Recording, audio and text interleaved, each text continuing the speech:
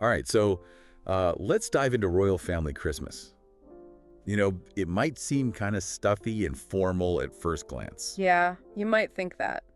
but I think you'll be surprised. This deep dive is going to be pretty interesting. We're going to be looking at news articles, some historical stuff, and even some bits from the royal family's own website, Right. all to uncover their unique blend of tradition and modernity that makes their Christmas celebrations so interesting. And I think this will take you beyond the typical news reports. You'll really get a glimpse into how they celebrate. Yeah, for sure. And let me tell you, there are going to be some real surprises. I mean, we're talking 2 Christmas trees, Yeah. a tradition of weighing guests Before and after dinner. before and after dinner, Yeah. and you won't believe the gag gifts they exchange. It's wild. So get ready to step inside the world of royal Christmas. Yeah, It's a lot more relatable and a lot more fun than you might think. I think so. Before we get into the actual celebration, let's set the stage with a bit of history. We can't talk about royal Christmas without mentioning Queen Victoria and Prince Albert. Oh, they're practically the reason Christmas trees are so popular in Britain today. Oh, really? Yeah, Prince Albert, being German, brought the tradition with him, and a picture of the royal family gathered around their decorated tree in 1848 basically went viral in the Victorian era. Wow. Mm. So that one image cemented the Christmas tree as a central part of Christmas in Britain, huh? I mean, it really did. It's a tradition that continues to this day, of course, with some royal flair. Of course. Mhm. So what about the royal Christmas broadcast? Oh, that's another tradition that stood the test of time. King George V started it back in 1932, and now King Charles carries it on. Right. It's that moment when the monarch addresses the nation. Right. Reflects on the year and shares some holiday spirit with everyone. It's a pretty fascinating blend of personal connection and public duty, all wrapped up in a Christmas message. Mm. But let's move on to the heart of the celebrations, Sandringham House. Okay. It's their private estate, a world away from Buckingham Palace. What's the vibe like there? Think cozy gatherings. It's a chance for the royal family to really relax and be themselves. Sandringham is in Norfolk, and it's where they can escape the formality of palace life and embrace a more relaxed atmosphere. It's really where they do Christmas. So the setting really shapes the feeling of their Christmas. You could say that. For sure. It's not about pomp and circumstance. It's about family and tradition. Right. Okay, so let's talk about Christmas Eve at Sandringham.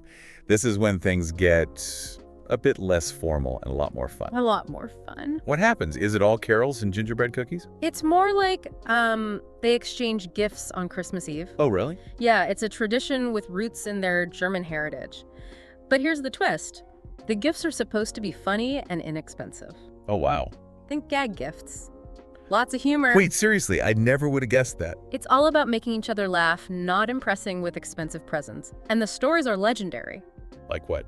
Well, apparently, Princess Anne the King's sister once gifted King Charles, back when he was Prince Charles, of course, a leather toilet seat. A leather toilet seat. Are you serious? And the best part is he reportedly loved it so much that he takes it with him when he travels. What? I can't even imagine. And what about Kate Middleton? Oh, she gave Prince Harry a grow your own girlfriend kit. Oh my gosh. They really do sound like they have a great sense of humor. Yeah. So Christmas Eve is for laughs, but Christmas Day is when things get more traditional. You could say that Christmas Day starts with a formal church service at St. Mary Magdalene Church. Okay. It's a beautiful historic church that's got a deep connection to the royal family. In fact, Queen Victoria's great-great-grandmother is actually buried there. Wow, so it's not just a random church. Mm-hmm. It's steeped in history and family ties, making the service even more meaningful. And this is when the public gets a chance to see the family. Exactly. They walk to and from the church, so it's almost like a royal walkabout, but with a Christmas twist. Okay, and after the service, it's back to Sandringham for a classic Christmas lunch. Yeah, roast turkey with all the trimmings. But I bet even their turkey dinner has some unique royal elements. Oh, for sure. Yeah. Well, for starters, the menu is written in French. Of course it is. Why wouldn't it be? Gotta keep it fancy. All right, so we've covered the history, the setting, and the general vibes. Now let's get to the good stuff, those truly unique royal Christmas traditions. We've got plenty of those. Let's start with the Christmas trees. Okay. You might be surprised to learn that there are actually 2 Christmas trees at Sandringham. Wait, 2? I thought we already established that Queen Victoria and Prince Albert popularized the Christmas tree. Well, that's at Buckingham Palace. Sandringham's a whole other thing. They have a traditional real fir tree, Okay. but they also have a 38-year-old artificial silver tree that holds a place of honor in the dining room. A silver tree. Interesting. I'm picturing something very shiny, very royal. Oh, it is. What's the story behind it? Honestly, it's a bit of a mystery. But it's been a tradition for decades, so it must be a family favorite. It's almost like a symbol of how the royal family blends the old with the new. Okay, I'm filing that under things I need to research further. Mm. What other unique traditions are up their royal sleeves? Well, remember how we mentioned the family walking to church on Christmas morning? Mm-hmm. St. Mary Magdalene Church, where that takes place, actually has a special connection to Queen Victoria's family. Right, her great-great-grandmother's buried there. Yes, exactly. It just adds another layer of meaning to their Christmas Day church service. It's not just about the religious observance, it's about connecting with their history and family legacy. Okay, I see. Now, for the tradition, I've been waiting for the weighing of the guests. Ah. This one has me completely baffled. What's the deal with that? Well, it goes back to King Edward VII. He started the custom of weighing guests before and after Christmas dinner. Really? They Well- actually step on a scale, like in front of everyone. Yep. What's the point? It's meant to be a lighthearted way to ensure everyone has indulged properly in the Christmas feast. Oh, okay. So a higher number on the scale after dinner means you've enjoyed yourself. That's the idea. Such a quirky tradition, but it also speaks to their sense of humor and their, shall we say, unique approach to celebration. Absolutely. Okay, so we've talked about walking to church and weighing guests. What about the Christmas cards? Oh, right. The Christmas cards. Didn't Queen Elizabeth send out, like, hundreds of those? Try 750 each year. Wow. I can only imagine how much work went into that. And get this, she reportedly started signing them in the summer months just to stay ahead of the game. Oh, wow. Talk about planning ahead. Who were they for? They went out to family friends, members of the royal household, and even prime ministers and governor generals across the Commonwealth. So it's like a royal Christmas greeting reaching every corner of the globe. I'm sensing a theme here. A lot of their traditions are about connection, whether it's with their family, their history, or the wider public. Yeah, that's a great observation. Okay, what about William and Harry? I know they love their soccer. Oh yeah, according to our sources, they had a Christmas Eve soccer match at Sandringham every year. Really? And it wasn't just the two of them, they'd play with members of the staff. That's awesome. Do they have uniforms and everything? Well, apparently, William always wore his Aston Villa socks, and Harry sported his Arsenal gear. That's so cool.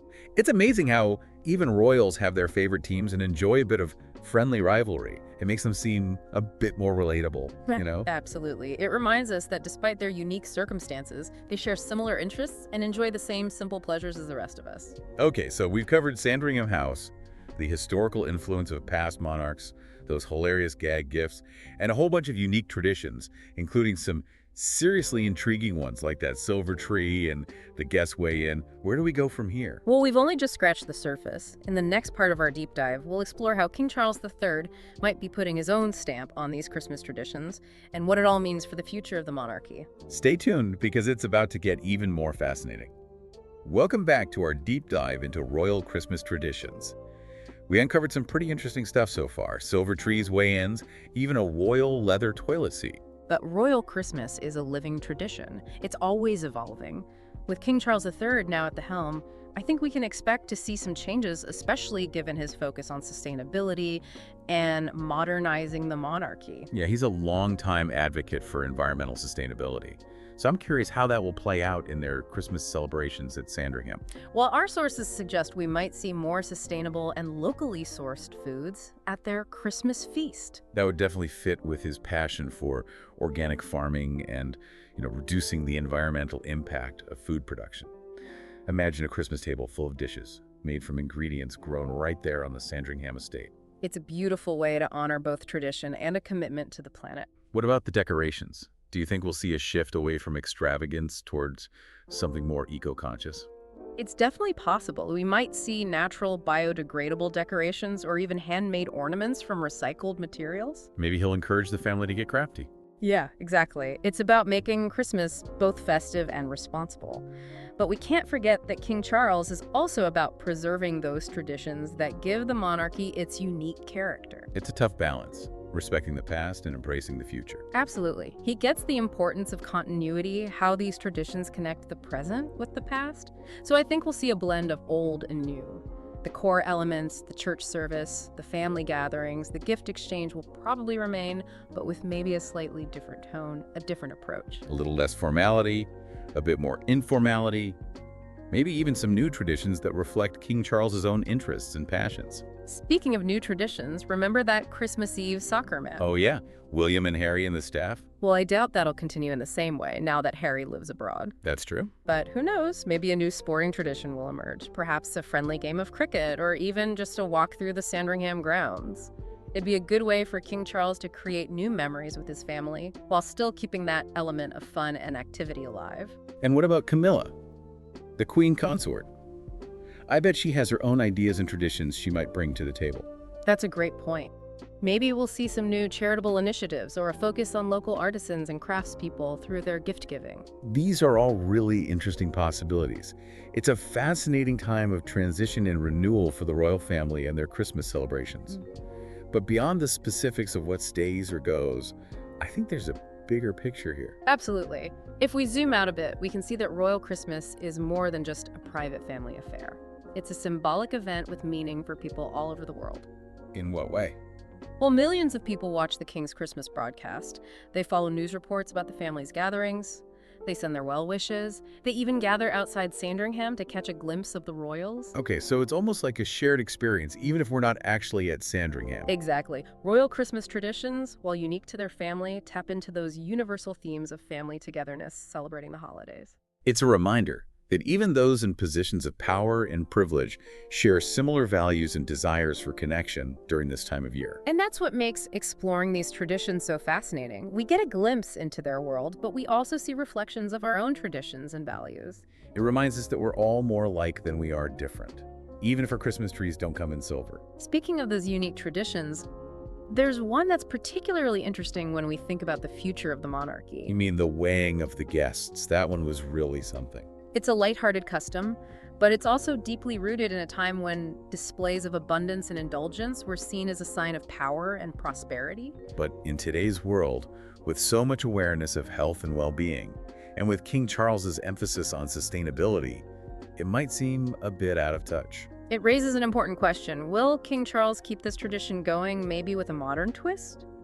Or will he let it fade away and make space for new traditions that are more aligned with contemporary values? I'm really curious to see how that one plays out. Yeah. It's a small detail, but it speaks volumes about how the monarchy is adapting to changing times. Exactly. And it's those little details that make exploring royal Christmas traditions so rewarding. We uncover historical tidbits, we get a glimpse into their family dynamics, and we gain insights into the broader cultural shifts happening around us. It's a history lesson, a family drama, and a social commentary all rolled into one. And who knows, maybe we'll even be inspired to start some new traditions of our own this year. Now that's an idea. Ah. But before we go full-on royal Christmas at home, let's look at one final aspect of their celebrations that really showcases their connection to the world beyond the palace walls. What about their charitable giving during Christmas? That's a good point. We know King Charles has always been a champion of charitable causes. So what kinds of things do they do? Well, Queen Elizabeth had a long-standing tradition of giving Christmas puddings to her staff. Christmas puddings. We're talking about 1,500 puddings. Wow, that's a lot of pudding. And they weren't just any puddings. They were special puddings paid for by the Queen herself through the privy purse. The privy purse. Yeah, her private income. Basically, it comes from the Duchy of Lancaster, which is a portfolio of land, property, and assets held in trust for the sovereign. Okay, so she used her own money to buy these special puddings for her staff. Exactly. And each pudding came with a greeting card from the Queen and the Duke of Edinburgh. That's a really nice gesture. It shows she cared about the people who worked for her. And beyond the palace walls, the royal family donates to various charities throughout the Christmas season. What kind of charities? All sorts of causes: homelessness, children's welfare, environmental conservation. So it's like their Christmas spirit extends outward, touching the lives of people from all walks of life. It's a powerful reminder that even in the midst of their own celebrations, they're mindful of those less fortunate and committed to making a positive impact on the world. It's inspiring. It makes you want to follow their lead and spread some kindness and generosity during the holidays. That's the beauty of exploring these traditions. We learn, we're entertained, and hopefully we're inspired to embrace the true spirit of the season. Well said. But before we get too sentimental, what about that Christmas luncheon they have for extended family members? Ah, yes. The annual Christmas luncheon. That's where things get a bit more festive and a lot more crowded. It's a chance for the entire royal family to come together, share a meal, and catch up before the more intimate celebrations at Sandringham. I bet it's quite the gathering. Do they have it at Buckingham Palace? It's usually at Buckingham Palace, but last year King Charles hosted it at Windsor Castle. It's a buffet-style meal with all sorts of festive treats. And the fashion is probably amazing. Everyone dressed up for the occasion? Oh, absolutely. The ladies in their finest attire, the gentlemen in their sharpest suits. It's a chance to see the whole family looking their best and enjoying each other's company. I bet there's some adorable moments with the younger royals running around. I'm sure there are.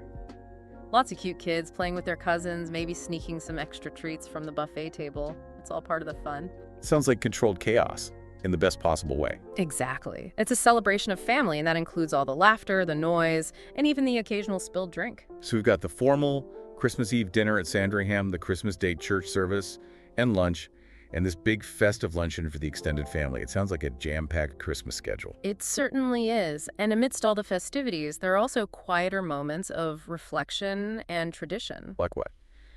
Well, one tradition that's particularly poignant is the laying of wreaths at the cenotaph on Remembrance Sunday. It falls in November, but it's a significant event for the royal family in the lead up to Christmas. Right. Remembrance Day. The very solemn and moving ceremony. A time to honor those who serve their country and remember their sacrifices. And for the royal family, it's deeply personal. Many of them have served in the armed forces or have close family members who have. It's a reminder that even amidst the joy and celebration of Christmas, there's also a time for remembrance and gratitude. That balance is what makes the holiday season so meaningful. It's about honoring the past, celebrating the present, and looking towards the future with hope. I think we've covered just about every facet of Royal Christmas now. We've gone from silver trees and Christmas puddings to solemn acts of remembrance. It's been quite the journey. But before we wrap up this part of our deep dive, I want to highlight one final detail. Remember those two Christmas trees at Sandringham? The real fir tree and the artificial silver one? Yeah, it's hard to forget that image. Well, that silver tree is quite old. It's been part of their Christmas celebrations for 38 years. Wow, that's almost 4 decades of twinkling lights and silver branches. It must hold a lot of memories for the family. It certainly does. It's a symbol of continuity and tradition, something that's been passed down through generations. I wonder if King Charles will continue that tradition. It wouldn't be surprising if he did. He seems to appreciate those tangible links to the past. It's a lovely thought, that silver tree continuing to sparkle at Sandringham for many years to come. Indeed.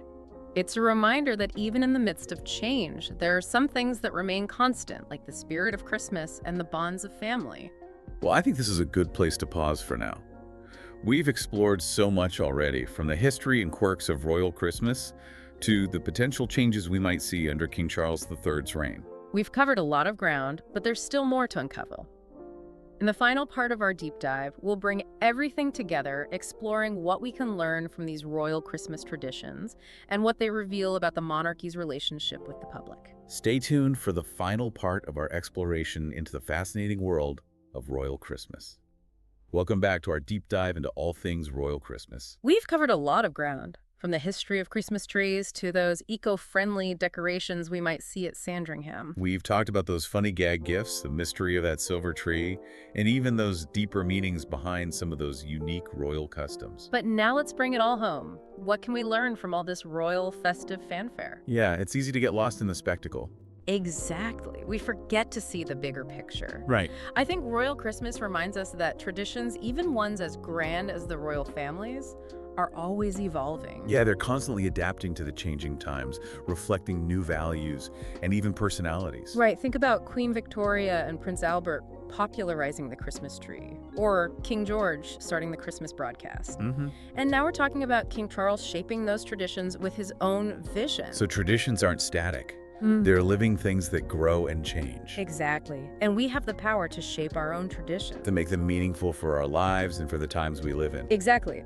Whether it's adding an eco-friendly twist to your decorations or starting a new family tradition, you can make it happen. Another takeaway is that balance is key. Yes. The royal family blends formality and fun tradition and modernity, personal moments and public duties. Right. We don't have to choose one or the other. We can embrace both. Exactly. The serious and the lighthearted. And finally, Royal Christmas shows us the power of connection. Despite their unique position, their traditions resonate with people worldwide. It's true. Because they tap into those universal themes. The desire for family togetherness, the joy of giving and receiving gifts, the spirit of generosity and goodwill, It reminds us that we're all more alike than we are different. especially during the holidays.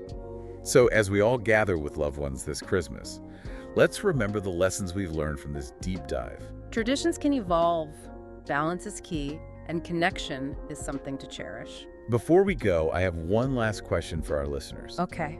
We've talked about the royal family's traditions. What about yours? What makes your holiday special? What stories do you have? What memories? Think about those traditions and what they mean to you. Maybe you'll even be inspired to share them with others.